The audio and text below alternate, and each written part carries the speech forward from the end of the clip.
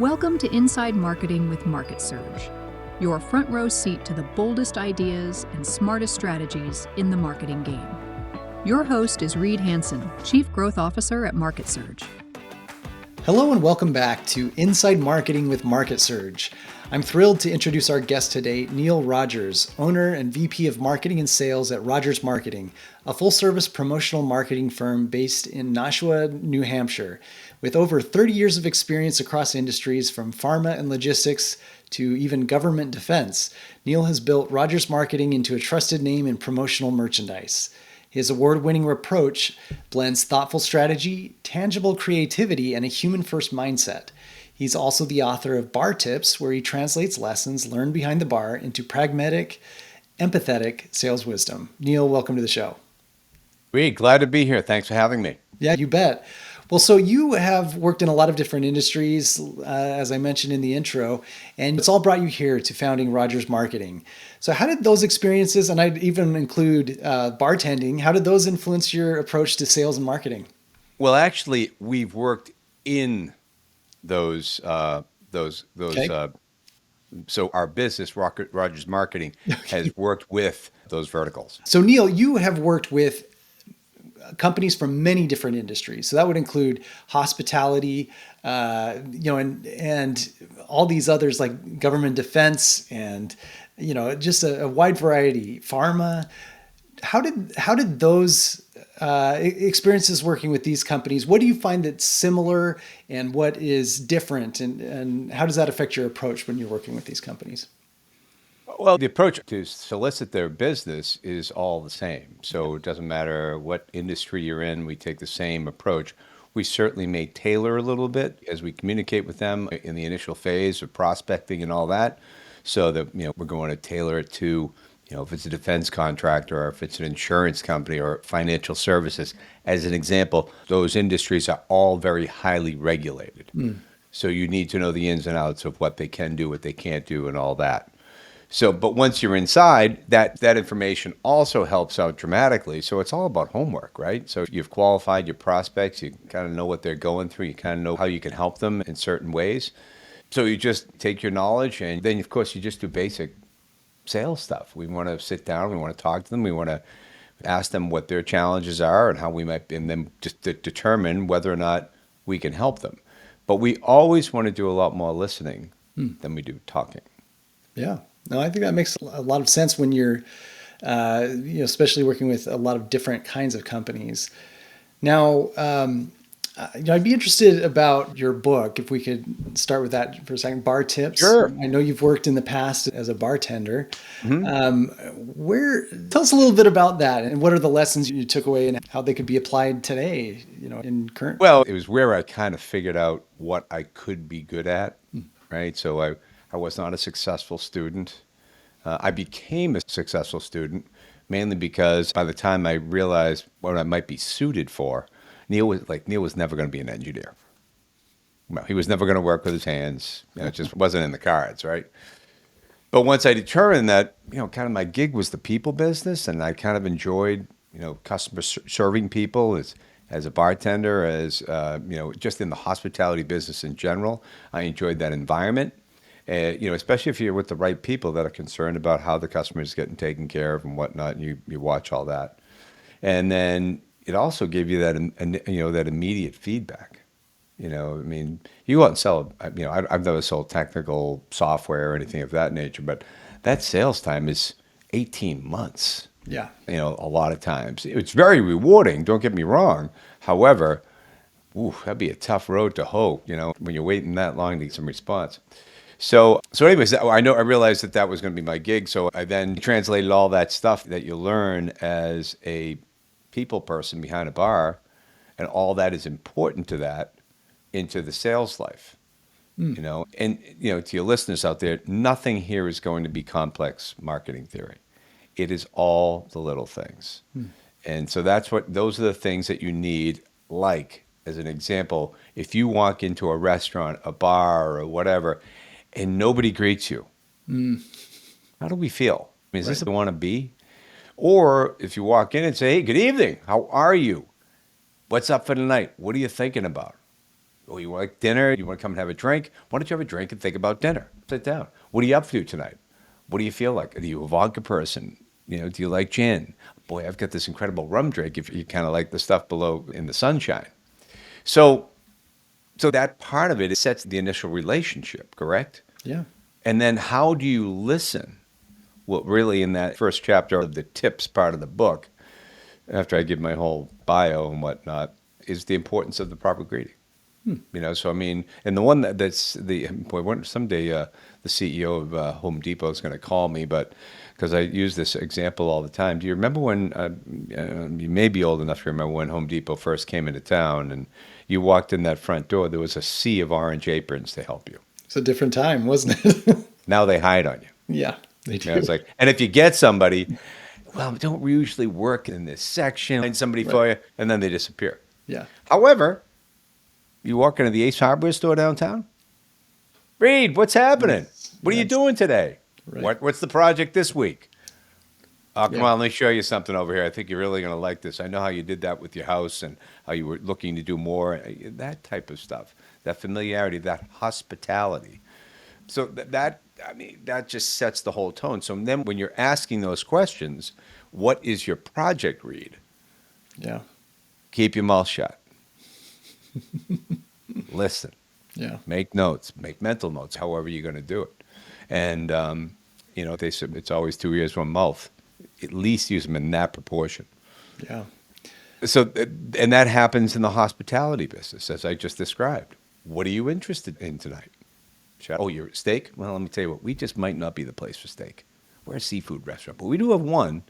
But if I was to offer you a steak, I'd say you go through this door, a body of the hotel, take a left, and you're going to see the steakhouse that'll have every cut of meat that you have. So that I just displayed what we call peripheral knowledge. And hospitality isn't always about, it's doing something that may not directly affect you right now. But what have I done for that person? If I lost the customer, did I lose him for life? Or did I lose him for the next hour and a half? Probably just the next hour and a half, because I just did him a solid. Right? So they go over, they maybe even tip me a little better, but I've reflected well on myself and my operation at the place I work for. They would not have been happy with the steak at this place. No. So that comes a little later in the book, but it kind of worked right into that little story I was doing. Yeah. Because that's not as simple. That's not something that, oh, yeah, well, that'd be a good idea. Maybe I should tell them those things. No, that's where you have to actively understand what else in your business or outside of your business can you help your customer with.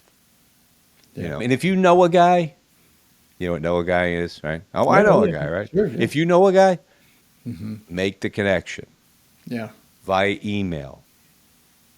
Get them on a call, whatever that is. Make that solid connection so they're not twisting in the wind trying to figure out, well, who's Neil Rogers again? Why did he send me to you? Yeah. So that is probably more complex than some of the other things like time management. Yeah. I mean, okay, so again, if you show up at the restaurant, the bar, you're late, and one of the places I worked at, you weren't alone. You had 2, 3, sometimes 5 other people behind the bar with you in some of these places. They're that busy. If you show up late, somebody has had to cover you or had stayed late after their shift. Maybe you don't know what they needed to do. What if they had to get home to their family or whatever that is? So you've let your team down. So in that case, it's not necessarily your customer, but your team, which affects your whole overall performance with your customers. So showing up 15 minutes early is, the whole Lombardi time thing. Well, it's true. And, nobody bats 1,000, but try for it. Go for 15. And then if you're setting up your day and you're organizing yourself, so the most organized wins. So again, if your station is set up, organized, and you're ready for the onslaught, when you're behind the stick, got us bartender way of calling behind the bar, your bottle, everything is stocked, everything's ready to go. Here they come. Now you're rolling. Mm-hmm. And in most of the places I worked at were just crazy busy. Yeah. Crazy busy. So if you weren't prepared, you were toast. I mean, you were behind the 8 ball all night long. So the same thing. if a new insurance guy comes to your house to talk to you about insurance and his papers are all over the place and he can't Yeah. turn on, his laptop isn't working properly and he didn't, how does that reflect on the relationship? And how is this like, well, you know what? I'm not beaming with confidence with you. Right. And I have said that on a number of occasions. It's like, geez, I'm just not really feeling all that confident that you're going to pull the rest of this off when you show up and you don't have your materials together. Right. So those are the things that we put in there, like attitude, aptitude, appearance. Folks, please have a decent attitude. Smile, will you? You're in the sales business or you're in business, whatever it is. And if you're a bartender or a server or somebody in the hospitality business and you're not having a good time, you may want to consider doing something else because you're not going to have any more fun working than you are serving the public. Serving the public isn't always the easiest thing, but you get camaraderie with your teammates. Hey, I met my wife there.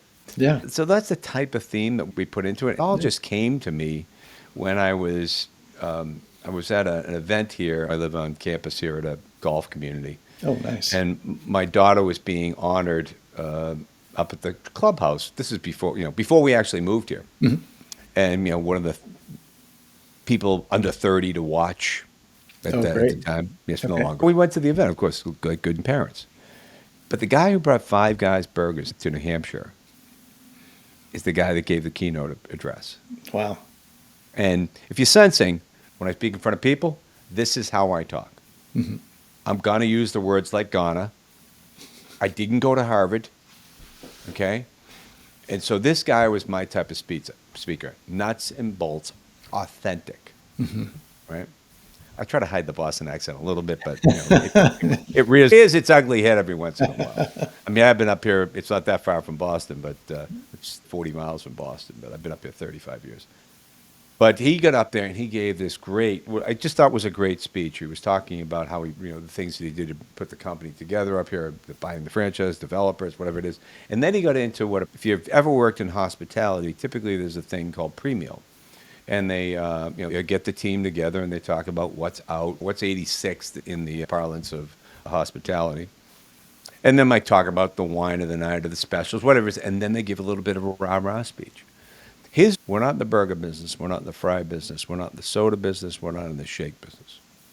We're in the hospitality business. I stepped back. I looked at my wife, and as I intimated earlier, I met her as she was a server at this place in Boston I worked at. I said, I've never left the hospitality business. Mm-hmm. I've been bartending on the road for the last 35 plus years. Same stuff, over and over again. Serving people. Showing up on time, being well presented, all these simple things. And that's where, when what hit, and I won't say the word, and we were all trying to keep from, that's right. We'll keep our rating on Apple Podcasts. But. Right. So, is that when you started? Yeah, that's right. Oh, so a guy approached me and said, "You should write a book." What am I going to write on? Yeah. And then I'd done some writing, but I'd never written a book. And I had done some writing on a bar that I worked at, my first bar I worked at. One of our guys turned 70. He's now almost 80. It's been 8 years since we had this party. And it was just like a very emotional time for us.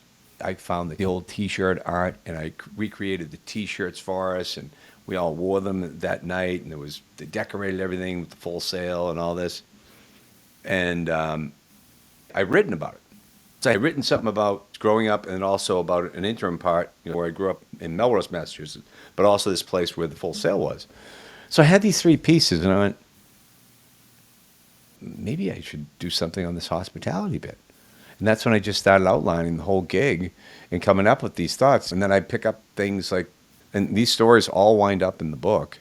When I talk about the most organized wins, I was down at a restaurant here in Nashua. They had just built this place. It was a local chain of sorts. Although I think I've seen them in other areas of the country, not your average Joe's. And I walked in, and I'm watching this girl work behind the bar, and she's pretty darn good. I mean, she's moving pretty quick and, very attentive and all that. But she's running around like a nut. So finally, I engaged her. I said, I did this a little bit 100 years ago. And I said, didn't they design this from scratch? She goes, yeah. I said, Bartender did not help them design it, did they? No. I said, it's obvious to me. Yeah. And then the story I tell, that the positive end of this is a guy right here. He's got kind of a breakfast sandwich shop. They serve dinner, but it's all the same stuff. Mm-hmm. Most of their business is done probably between 6 and 3 in the afternoon. You walk in there, you order a salad, and then you decide, oh, I wanted something special on it. If they've keyed it in, they've got to go back and tell them. You know why? Wow. They're already making it. Yeah. So you're getting a fresh salad, a fresh whatever, because in the back, he probably spent the extra for the software that does that. Mm-hmm. And that in the back, in the stations where all the cooks are, they don't have to move 3 feet for anything. Okay. So it's all right there. He knew he was going to be busy, and he was busy. Much like this place, Tia's in Boston, where I worked, they knew they were going to be busy. They had experience. They had a place over in Faneuil Hall Marketplace that they were really busy at. And this one was a little bit over on the water. And they wouldn't even let you work more than 4 shifts because it was so crazy busy. Oh, wow. And because they thought they would burn people out. Now, to me, I don't care. I was a kid. Sure. Some people were paying their rent out of this place. I was still living at home. So anyways, but you did not have to move very far for anything because they planned. So most organized wins.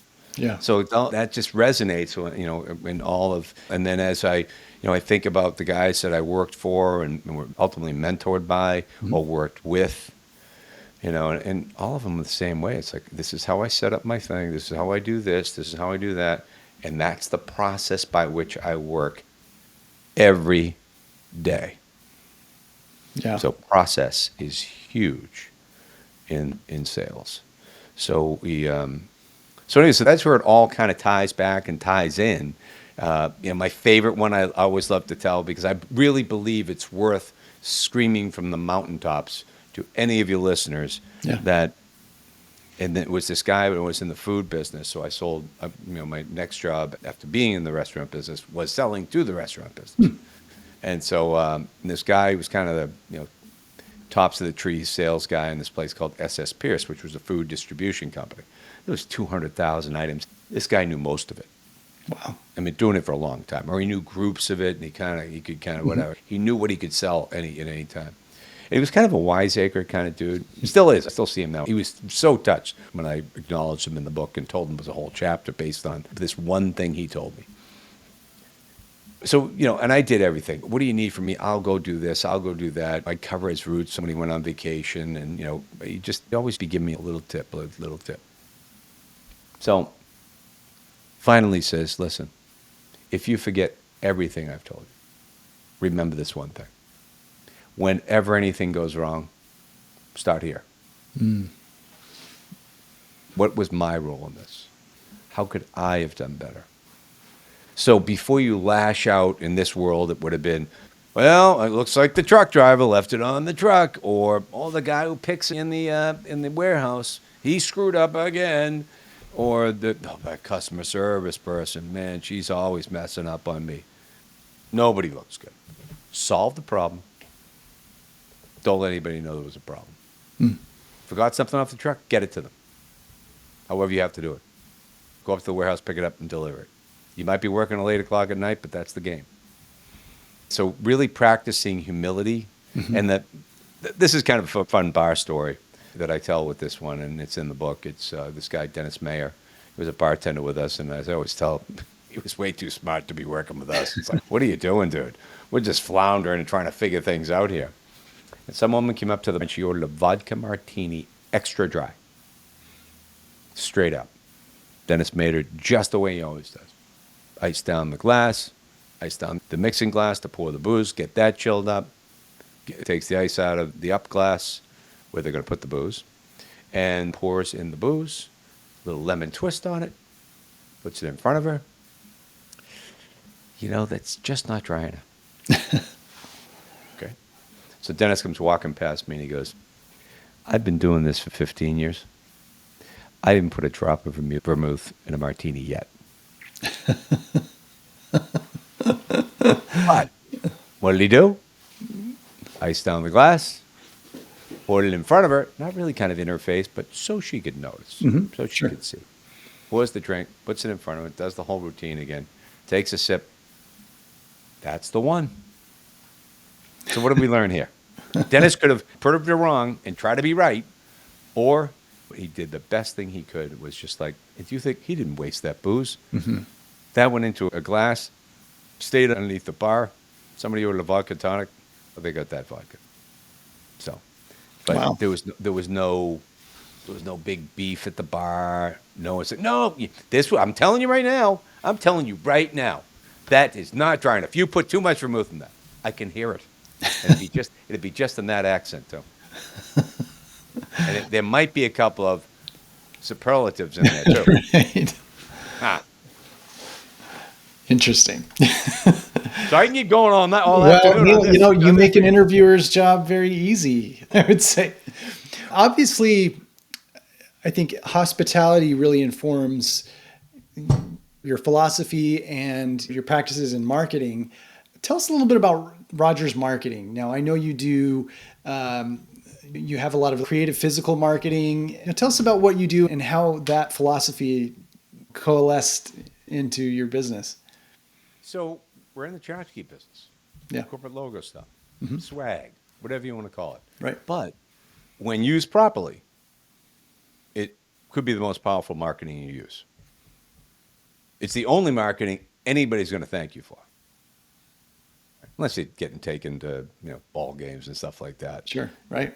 I mean, in terms of like, if you visit with somebody and you leave them a little something, and it doesn't have to be a lot. I'll show you something right here. Yeah, please. For your listeners out there. Please. Can you see that? Yes. What's in the sky there? Let's see. So part of it is the streams pixelates a little bit, but maybe tell us for those that are listening. My name. There you go. Personalized calendars that the name is in. We give these out every year. Okay. Customers go crazy for them. You think in this day and age with calendars everywhere, who's going to want a paper calendar? They call us. You going to be sending those calendars again this year? You'll be sure. Yeah. Wow. And so, so those types of things, those are a little bit of surprise and delight, so people get those, oh, isn't that nice? And it's not $1 gazillion. Right. If you're mailing them, it's starting to get a little bit costly to mail things. I mean, when it used to be X. But it's the same thing I talked about earlier about understanding what their needs are and what they're going. So whenever we can truly partner with somebody, we can, and when they just accept us for our experience and what we do, which is a lot of time, it's a huge win-win. We develop what is known in the last chapter of the book, hospitality happiness. And what that is, that I'm digging what you're doing, you're digging what I'm doing, and I'm your go-to. I don't disappoint you. If I do, I make good on it, whatever it is. I am Dennis Mayer making you another martini. And, that's how our whole operation is. And so we pride ourselves on over-delivering. Listen, nobody bats 1,000, but Right. game. You try to hit it out of the park, right? Yeah. But yeah, so it's the same type of philosophy. And when I'm prospecting, it's the same thing. We take them through a 7-step process. And we don't just count on belligerently leaving them voicemails and emails and badgering them. We try to get creative, and we try to show them things that they may not have seen, or show them an effort that we really want to do business with you, and we think we can help you. Right? It's kind of what it all boils down to. It just dovetails nicely with all of my experiences in sales, be it behind the bar, which was some form of sales. They all just came to me. I didn't have to find them. My food experience, I was in athletic footwear and apparel, and we've been at this for approaching 30 years. So we really pitch that as one of the things that we can help them with. I'm now trying to work with a nationwide franchise company that does employment recruiters type thing, right? Yeah. They're all like 5-person offices. As individual offices, I wouldn't want to work with them Sure. because it's just not lucrative enough. But I've developed systems where I've got people now, and so they can manage all of the order stuff, And then I'm looking to get, right now I'm working with like 20 of them. I'm I'm going to 250 soon. And then someday I'm going to probably have all 800 of them. But then that's when, so that's the end game. It's like, and so if I've got to talk to somebody over a $40, business card order, sure. Yeah. I have all the patience in the world for it. But if you're calling me out on my pricing, I just have got to tell you, you think anybody's making money on $40 worth of business cards? They're not. Right. So it's Right. truly the lost leader for sure. Yeah. Well, Neil, this is, I think, a really good, there's a lot of gems here that you shared. If somebody wanted to work with you, learn more about your book, your philosophy, or even work with Rogers Marketing on some physical, creative marketing pieces, where can they find you?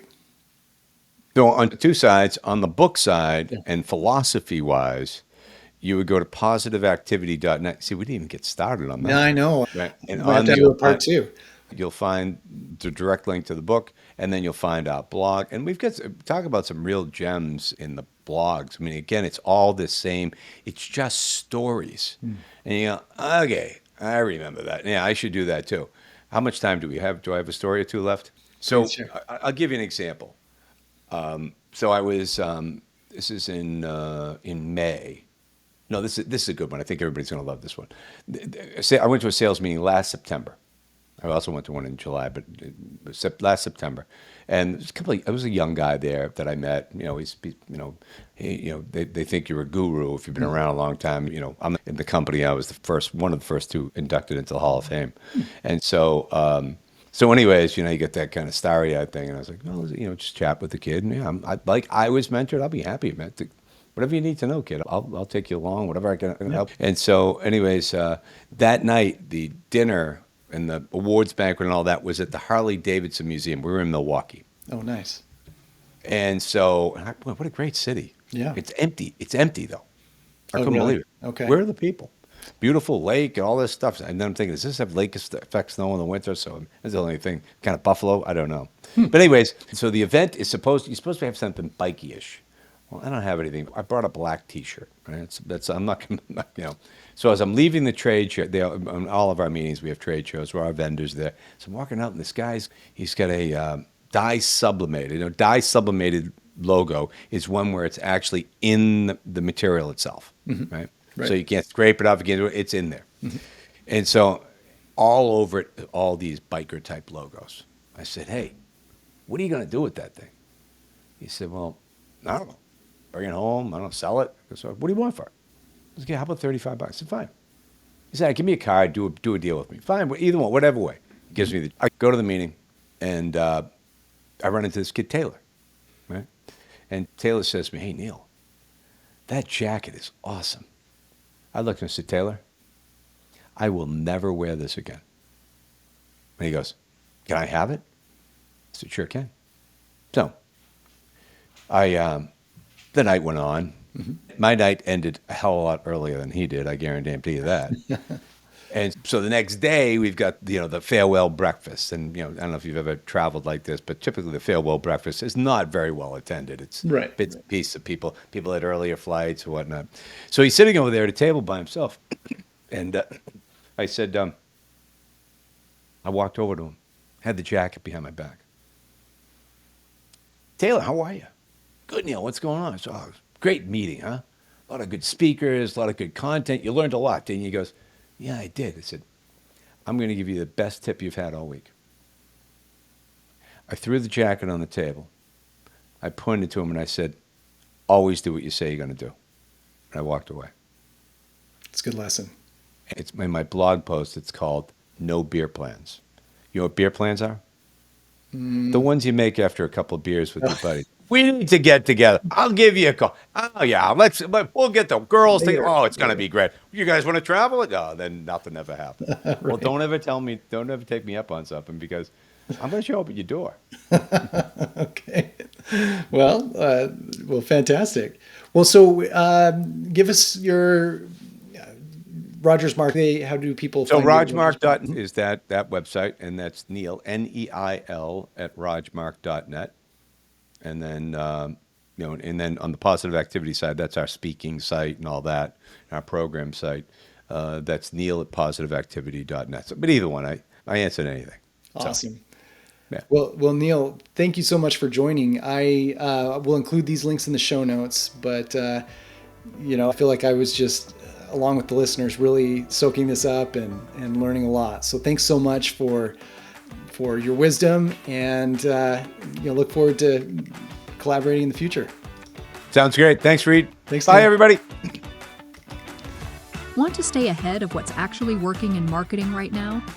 Head over to marketsurge.io and see how we're helping businesses grow smarter, faster, and louder. That's marketsurge.io, because your next breakthrough shouldn't be a guess.